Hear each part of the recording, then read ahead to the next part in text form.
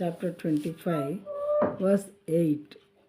Good and upright is the Lord, therefore he instructs sinners in the way.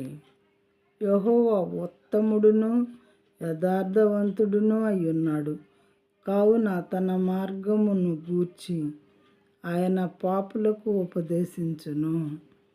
యెహోవా ఉత్తముడు, దేవుడు ఉత్తముడు అని రాయబడి ఉన్నది. ప్రియమైన వాళ్ళారా, కొంతమందికి ఈయన గురించి ఏమీ తెలియని వాళ్ళు ఏదో అనుకుంటూ ఉంటారు.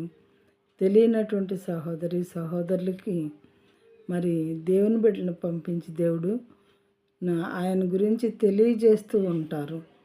మనందరం చూస్తూనే ఉన్నాం. ఉదయం లేచిన దగ్గర నుంచి ఎంతోమంది డిఫరెంట్ ప్లేసెస్కి వెళ్ళి ఆయన చూపిస్తూ ఉంటారు. కొంతమందికి అయితే పలానా ప్లేస్కి వెళ్ళని ఆలోచన చెప్తూ ఉంటారు హృదయంలో సైలెంట్గా.